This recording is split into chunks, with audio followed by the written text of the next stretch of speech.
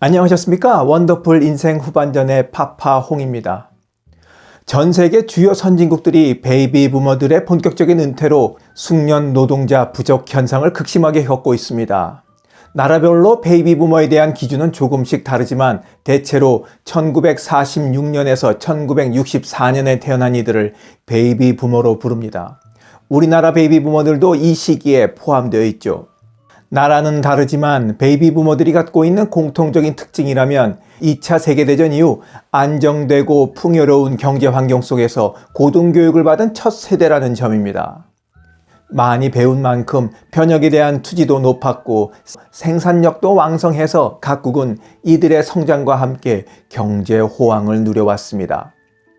어느덧 세월이 흘러 베이비 부머의 막내격인 1964년생은 올해 60세가 됐고 이들마저 은퇴할 시기에 접어들었습니다. 그런데 문제는 최대 인구 집단이라 할 수 있는 이 베이비 부머의 은퇴로 숙련 노동자들의 공백이 커져서 국가 경제에 악영향을 미치고 있다는 점입니다. 한 연구기관에 따르면 미국은 2030년까지 매일 1만 명이 은퇴하고 있다면서 이 현상을 일컬어 베이비 부머 노동력의 종말이자 실버 쓰나미 현상이라고 부르고 있습니다. 쓰나미 현상처럼 노동력 부족은 물론이고 경제 성장도 쓸려나가고 있기 때문입니다. 유럽에서 베이비 부머 은퇴로 인한 노동력 감소를 가장 극적으로 보여주는 나라는 독일입니다. 독일은 지난해 마이너스 0.3%의 경제 성장률을 기록할 만큼 침체에 빠져 있습니다.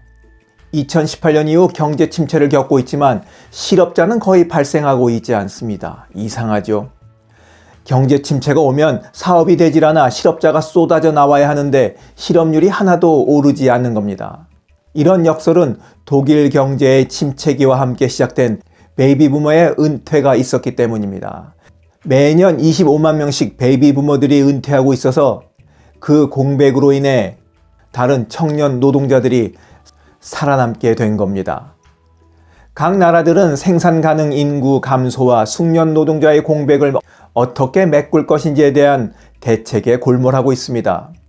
이민 문호를 과감하게 넓히거나 인간과 로봇의 협업을 넘어 무인 공장에 투자를 쏟거나 일본 토요타는 노인 기준을 현행 65세에서 70세로 올리자며 60살에 퇴직한 직원을 70살까지 고용하는 제도를 도입하기도 했습니다.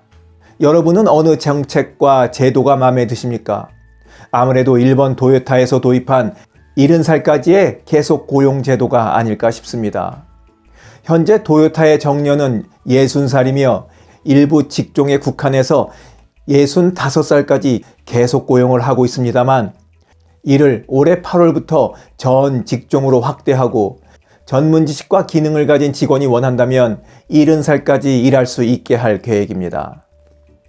올해 임금 협상을 시작한 현대차, 기아차 노조는 회사와 합의를 보지 못하고 있는 64세까지의 정년 연장에 집중하고 있습니다.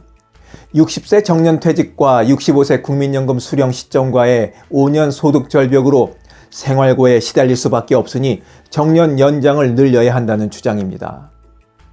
같은 이유로 HD 현대와 LG U+ 등 다른 대기업 노동조합들도 임금 협상에서 잇따라 정년 연장을 요구하고 있습니다. 실제로 동국제강의 경우 2년 전 노사협상을 통해 정년을 1년 연장한 데 이어 내년부터는 62세까지 정년을 더 늘리기로 했습니다. 대기업들의 이런 움직임이 전 사회적으로 퍼져나가 65세를 넘어 70살까지 고용이 계속 이어지는 날들이 올까요? 이것이 어느 한쪽에만 좋은 것이 아니라 기업 입장에서도 노련한 인력을 계속 유지할 수 있다는 장점이 있습니다. 그런 날이 다가와 여러분 모두 안정적으로 일할 수 있기를 바라면서 오늘 이야기 마치도록 하겠습니다. 원더풀 인생 후반전이었습니다. 감사합니다. 자랑질, 지적질, 아는 채, 있는 채 하는 사람들에게 지치셨죠? 상대방의 얘기 경청하고 익은 벼처럼 겸손한 사람들이 모인 곳이 있습니다.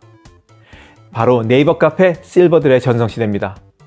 너무 가깝지도 너무 멀지도 않은 친구가 필요하다면 네이버 카페 실버들의 전성시대로 오시면 됩니다. 아래 댓글란 맨 위에 초대글을 올려놓을 테니까 클릭하고 들어오시면 아주 간단하게 회원가입이 됩니다. 아참, 냉소적이고 비아냥거리고 자기주장 강하고 남 얘기에 이죽거리는 분은 죄송하지만 절대 사양합니다.